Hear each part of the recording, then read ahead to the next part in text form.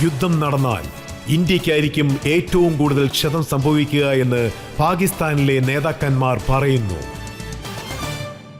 Arif sir, ഇവിടെ പാകിസ്ഥാനിലെ defence മിനിസ്റ്ററായ Khosa Asif അദ്ദേഹം പറയുന്നു പാകിസ്ഥാൻ സൃഷ്ടിക്കപ്പെട്ടത് അള്ളാഹുവിന്റെ പേരിലാണെന്നാണ്. നമ്മൾ അള്ളാഹുവിന്റെ സേവകരാണ്. ഇന്ത്യൻ പട്ടാളം എത്രത്തോളം വലിയവരാണെങ്കിലും അള്ളാഹു നമ്മളെ സംരക്ഷിക്കുമെന്നും പറഞ്ഞു. അദ്ദേഹത്തിന് ഇസ്ലാമിനെക്കുറിച്ച് എന്തെങ്കിലും വിവരമുണ്ടായിരുന്നെങ്കിൽ അള്ളാഹുവാണ് ഈ ലോകത്തിന്റെ ദൈവം. അദ്ദേഹം മുസ്ലിംസിന്റെ ദൈവമല്ല. മുസ്ലിംസിനെ മാത്രം സംരക്ഷിക്കാനായി അദ്ദേഹം എല്ലാവരെയും സംരക്ഷിക്കും. സുഹൃദം സർവഭൂതാനാം. ഗീതയിലുണ്ട്, എല്ലാ ജീവജാലങ്ങളും സുഹൃത്തുക്കളാണെന്നാണ് പറഞ്ഞിരിക്കുന്നത്. ഖുറാനിൽ എന്താണ് പറയുന്നത് എന്ന് വെച്ചാൽ അദ്ദേഹത്തിന്റെ അനുവാദമില്ലാതെ ഒരു ഇല പോലും ചലിക്കില്ല. അള്ളാഹുവിന്റെ നാമത്തിൽ സൃഷ്ടിക്കപ്പെട്ട രാജ്യം രണ്ടായി വിഭജിക്കപ്പെട്ടപ്പോൾ അള്ളാഹ് എന്തുകൊണ്ട് ഒന്നും ചെയ്തില്ല? അതായത് എന്തുകൊണ്ട് സംരക്ഷിച്ചില്ല? എന്തുകൊണ്ട് സംരക്ഷിച്ചില്ല എന്നാൽ നീ അള്ളാഹുവിന്റെ നാമം തെറ്റായി പ്രയോജനപ്പെടുത്തുന്നു എന്ന് നീ തന്നെ ചിന്തിച്ചപ്പോൾ ഒരുപക്ഷെ നീ അള്ളാഹുവിന്റെ നിയമം ശരിയായി ഉപയോഗിച്ചിരുന്നെങ്കിൽ അദ്ദേഹം തീർച്ചയായും നിന്നെ സംരക്ഷിച്ചിരിക്കും. അവിടെയുള്ള ഓരോ വ്യക്തികളും, ഇഷാഖ് ദാർ പാകിസ്ഥാന്റെ ഫോറിൻ മിനിസ്റ്ററാണ്, അദ്ദേഹം പറഞ്ഞത് എന്താണെന്ന് വെച്ചാൽ അള്ളാഹു നമ്മളെ അണുശക്തി രാജ്യമാക്കി മാറ്റിയിരിക്കുകയാണ്. അള്ളാഹു പാകിസ്ഥാനെ മിസൈൽ ഉള്ള ഒരു രാജ്യമാക്കി മാറ്റിയിരിക്കുന്നു എന്ന്. അതേ അള്ളാഹു ഹിറ്റ്ലറിന് ഒരുപാട് ബലം നൽകി. അതിനുശേഷം ആ ഹിറ്റ്ലറിന്റെ അവസ്ഥ എന്തായി? ഞാനിപ്പോ നിങ്ങളോട് ഖുറാനിലുള്ള വചനങ്ങൾ പറഞ്ഞു. ഏതൊരു രാജ്യം വിഭജിക്കപ്പെടുന്നുവോ അതിനവർ ശിക്ഷിക്കപ്പെടുമെന്ന് ഖുറാനിൽ തെളിച്ചു പറഞ്ഞിട്ടുണ്ട്. ലോകത്തിലുള്ള ഒരു ശക്തിക്കും അതിനെ തടയാനാവില്ല. അവരുടെ റെയിൽവേ മിനിസ്റ്റർ, യഥാർത്ഥത്തിൽ റെയിൽവേക്കും ഡിഫൻസിനും യാതൊരു ബന്ധവുമില്ല, എന്നാലും അദ്ദേഹം പറയുകയാണ് ഞങ്ങളുടെ മിസൈലുകൾ, അതിന്റെ പേരെന്താണെന്ന് വെച്ചാൽ ഗോരി, ഷാഹി, ഗസ്നവി, ഇതെല്ലാം അള്ളാഹുവിന്റെ മിസൈലുകളാണ്, ഇത് ഇന്ത്യയെ നോക്കിയാണ് നിൽക്കുന്നതെന്ന് പറയുന്നു. പാകിസ്ഥാനിൽ ഇദ്ദേഹമാണ് വലിയ ബുദ്ധിജീവി എന്ന് വിചാരിക്കുന്നു. അദ്ദേഹം പറഞ്ഞ പോലെ ഗസ്നവി, ഗൗരിയെല്ലാം ഇദ്ദേഹത്തിന്റെ ബന്ധുക്കളാണോ? ഇത് ഞാനല്ല പറഞ്ഞത്. അതായത് അവർ മറ്റുള്ളവരോട് എങ്ങനെ പെരുമാറുന്നുവോ അതുതന്നെയായിരിക്കും അവരുടെ മേലും ഉണ്ടാകുക. ഇദ്ദേഹം അവിടുത്തെ വലിയ ബുദ്ധിജീവിയാണ്, ഭയങ്കര പബ്ലിക് ഇന്റലക്ച്വലാണ്. ഇത് വന്ന് അവരുടെ യൂട്യൂബിൽ പബ്ലിക് പ്രോഗ്രാമിൽ നൽകിയിരിക്കുന്നു. അദ്ദേഹം തന്നെ പറഞ്ഞ കാര്യമാണ്. അദ്ദേഹം എന്തു പറഞ്ഞു എന്ന് വെച്ചാൽ, പാവം ഒരു സാധു, അവിടെയുള്ളവർ പഞ്ചാബിയിൽ പേര് പറഞ്ഞിട്ടുണ്ട്, എല്ലാം അവരുടെ പേരിലങ്ങ് മാറ്റി വെച്ചുകൂടെ? പക്ഷെ നീ ആ സ്ഥലവുമായി നിന്നെ കണക്ട് ചെയ്തു വെച്ചിരിക്കുന്നു. ആ സ്ഥലത്തിനും നിനക്കും യാതൊരു ബന്ധവുമില്ല. അതുപോലെ റെയിൽവേ മിനിസ്റ്റർ പറഞ്ഞിരിക്കുകയാണ് ഞങ്ങളുടെ പക്കൽ 120 ന്യൂക്ലിയർ ബോംബുണ്ടെന്ന്. അവർ വിചാരിച്ചിരിക്കുന്നത് വളരെ നല്ല കാര്യമാണ്. ഒരു രാജ്യത്തെ റെയിൽവേ മിനിസ്റ്ററിന് എത്ര ന്യൂക്ലിയർ ബോംബുണ്ടെന്ന് അറിയാൻ സാധിക്കുമോ?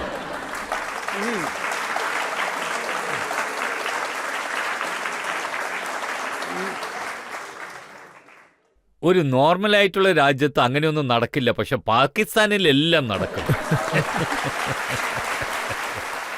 ചില വർഷങ്ങൾക്ക് മുൻപ് താരിഫത്തെ ആപ്കി അദാലത്തിലേക്ക് വന്നിരുന്നു. അദ്ദേഹത്തിനോട് ഞാൻ ചോദിച്ചു പാകിസ്ഥാന്റെ ന്യൂക്ലിയർ കേപ്പബിലിറ്റിയെ പറ്റി. അപ്പോ അദ്ദേഹം പറഞ്ഞു, രജിസ്റ്റർ നിങ്ങൾ വിഷമിക്കേണ്ട, ഞങ്ങളുടെ ന്യൂക്ലിയർ ബോംബുകളിൽ ഫലൂഡയാണ് നിറഞ്ഞിരിക്കുന്നത്.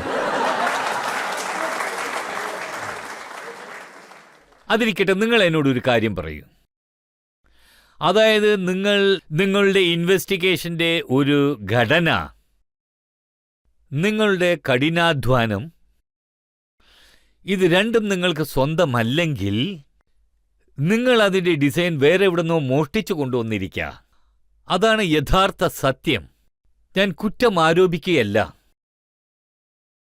മോഷ്ടിച്ചു കൊണ്ടുവരപ്പെട്ട ഡിസൈൻ, അവിടെ മോഷ്ടിച്ചു കൊണ്ടുവന്ന ആ ആൾ ടോപ്പ് മോസ്റ്റ് ആയിട്ടുള്ള ആളല്ല, മിഡിൽ ലെവലിലുള്ള ആളാണ്.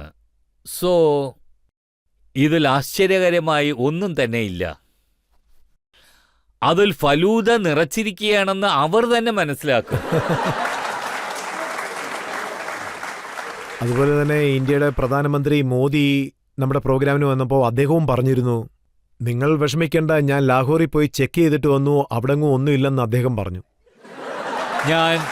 ഞാൻ വേറെ ആരെങ്കിലും പറയുന്നത് വിശ്വസിക്കുന്നതിനേക്കാൾ പ്രധാനമന്ത്രി മോഡി പറയുന്നതേ വിശ്വസിക്കൂ. സത്യത്തിൽ നമ്മൾ ഭാഗ്യശാലികളാണ്, നമ്മൾ വളരെ എക്സ്പേർട്ടുകളാണ്. എയർ ചീഫ് മാർഷലിനോട് നമുക്ക് അതിനെക്കുറിച്ച് സംസാരിക്കാം. ഞങ്ങൾ താങ്കളോട് ചോദിക്കാൻ പോകുന്നത്, പാകിസ്ഥാൻ അവരുടെ ന്യൂക്ലിയർ കേപ്പബിലിറ്റിയെപ്പറ്റി എന്തൊക്കെയോ വലിയ രീതിയിലാണ് സംസാരിക്കുന്നത്. ഗസിനി ഷാ എന്നുള്ള പേരൊക്കെ പറഞ്ഞ് പേടിപ്പിക്കുകയാണ്. അവർക്ക് ന്യൂക്ലിയർ കേപ്പബിലിറ്റി ഉണ്ട്, പക്ഷേ അവര് പറഞ്ഞ വിധമുണ്ടല്ലോ. ഒരു ചെറിയ ഇൻസിഡന്റ് നടന്നാൽ പോലും, അതായത് എന്തെങ്കിലും സംസാരമുണ്ടായാൽ ഇന്ത്യ കാരണം പാകിസ്ഥാൻ ആപത്ത് വരാൻ പോവാണെന്ന് പറഞ്ഞ് ഉടനെ ന്യൂക്ലിയറിന്റെ കാര്യം പറയും. അത് അവരുടെ maturity level, responsibility status of nuclear power വളരെ കുറവാണ്. അത് ഈ ലോകം മുഴുവൻ മനസ്സിലാക്കണം. ഒരു ചെറിയ കാര്യത്തിന് പോലും ഞങ്ങളുടെ ന്യൂക്ലിയർ ഉണ്ടെന്ന് പറയാൻ തുടങ്ങും. സോ അവരുടെ വാക്കുകൾക്ക് ചെവി കൊടുക്കാതിരിക്കുന്നതാണ് നല്ലത്. നിങ്ങൾ എനിക്ക് അനുവാദം നൽകിയാൽ ഞാൻ മറ്റൊരു കാര്യം പറയട്ടെ. അതായത് നമ്മൾ നോക്കുകയാണെങ്കിൽ ഈ കോമഡി എപ്പിസോഡ്സ് ഇല്ലേ, അത് ഇനിയും ഞങ്ങളുടെ അടുത്ത് ഒരുപാട്, അതായത് ബഹുമാനപ്പെട്ട ജഡ്ജി സാറ് പറഞ്ഞത് ശരിയാണ്. എപ്പോൾ നോക്കിയാലും അവരുടെ വായിൽ വരുന്നൊരു വാക്ക് ഞങ്ങളുടെ കയ്യിൽ ആറ്റം ബോംബുണ്ടെന്നാണ്. ഇന്നത്തെ വലിയൊരു പ്രശ്നം എന്താണെന്ന് വെച്ചാൽ, ഇന്ത്യ പാകിസ്ഥാനിലേക്കുള്ള വെള്ളം തടഞ്ഞു നിർത്തണമെന്ന് തീരുമാനിച്ചിരിക്കുന്നു.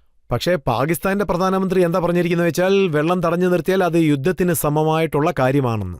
ഇതിൽ തമാശയായിട്ടുള്ള കാര്യം എന്താണെന്ന് വെച്ചാൽ, ബിലാവൽ ഭൂട്ടോ പറഞ്ഞിരിക്കുന്നത്, അദ്ദേഹം പറയുന്നത് സിന്ധു നദി എന്ന് വെച്ചാൽ സനാതന ധർമ്മത്തിന്റെ ചിഹ്നമാണെന്ന്. സിന്ധു നദിയിലെ വെള്ളം തടയുന്നത് സനാതന ധർമ്മത്തിനെതിരായിട്ടുള്ളതാണ്. മോദി സനാതനത്തിന്റെ സേവകനാണ്, പിന്നെന്തുകൊണ്ടാണ് സിന്ധു നദിയിലെ വെള്ളം തടയുന്നത്?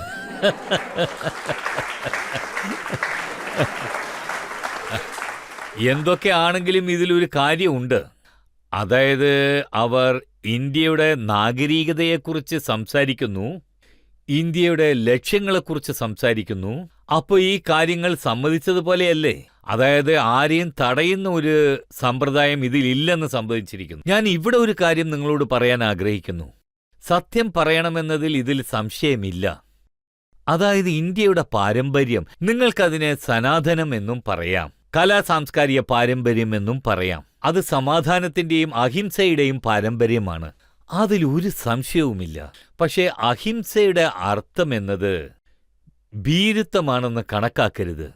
അഹിംസയുടെ അർത്ഥം അതല്ല. അതായത് സർവാധികാരികളുടെ മുന്നിൽ തലകുനിക്കുന്നത്. അഹിംസയുടെ അർത്ഥം അതുമല്ല. നമ്മൾ ആയുധങ്ങൾ ഉപയോഗിക്കാൻ, ഇത് ജനങ്ങൾക്ക് വിചിത്രമായി തോന്നും, പക്ഷെ അഹിംസയുടെ അർത്ഥം നമ്മൾ ആയുധങ്ങൾ ഉപയോഗിക്കുകയില്ല എന്നല്ല. അഹിംസ സ്വാഗതം ചെയ്യപ്പെട്ടിരിക്കുന്നു. അഹിംസ പ്രതിഷ്ഠായം തത്സന്നിധേ വേർത്തിയാഗ.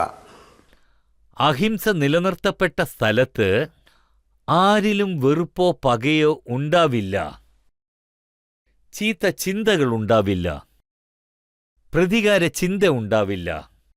അതായത് ഒരു വ്യക്തി മറ്റൊരു വ്യക്തിയെ കൊല്ലണമെന്ന് വിചാരിച്ചാൽ, അവന്റെ കയ്യിൽ ആയുധമുണ്ടെങ്കിൽ അവനുമായി പോരാടി ആ ആയുധം എടുത്തു മാറ്റിയാൽ അത് അഹിംസ നടപ്പാക്കുന്നു എന്നാണ് അർത്ഥം. അത് അഹിംസയ്ക്ക് ഒരിക്കലും എതിരല്ല. നമ്മുടെ പാരമ്പര്യത്തിൽ എന്താണ് പറഞ്ഞിരിക്കുന്നതെന്ന് വെച്ചാൽ, അഗർത്ത ചതുരോ വേദോ പ്രശ്ത സശരം ധനു ഇദം ബ്രഹ്മം ഇദം ഛാത്രം ശാസ്ത്രാദപി ശസ്ത്രാദപി.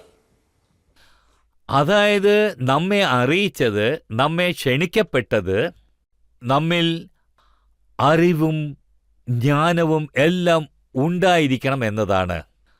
അതാണ് നമുക്ക് നല്ല ഒരു ശക്തി നൽകുന്നത്. പക്ഷെ അതേസമയം നിങ്ങൾ നോക്കുകയാണെങ്കിൽ അതിനു പുറകിൽ ആയുധത്തിന്റെ ശക്തിയും ഉണ്ടാകണം. അതാണ് നമ്മുടെ പാരമ്പര്യം, അതാണ് നമ്മുടെ ജീവിത രീതി. ഒരുപക്ഷെ നമ്മുടെ ജീവിത രീതി നശിപ്പിക്കണമെന്ന ചിന്തയോടെ ആരെങ്കിലും ഒരാൾ വന്നാൽ, മുൻപോട്ട് വന്നു എന്നുണ്ടെങ്കിൽ, നമ്മളോട് പറയപ്പെട്ടിരിക്കുന്നത് ആദ്യം വാർത്താവിനിമയ കഴിവ് ഉപയോഗിക്കെ അവരെ എതിർക്കാനായി. പക്ഷെ മറ്റൊരു വ്യക്തി നിങ്ങളുടെ ശക്തി മനസ്സിലാക്കുന്ന ആളാണെങ്കിൽ വാർത്താവിനിമയത്തിന്റെ ബലത്തെ ബഹുമാനിച്ചില്ലെങ്കിൽ നമ്മുടെ പക്കലും ആ ബലം തീർച്ചയായിട്ടും ഉണ്ടാകണം. അവരെ പുറകിലേക്ക് തള്ളുന്ന ശക്തി നമ്മെ സംരക്ഷിക്കുന്നതിനായി നമ്മെ സംരക്ഷിക്കണം.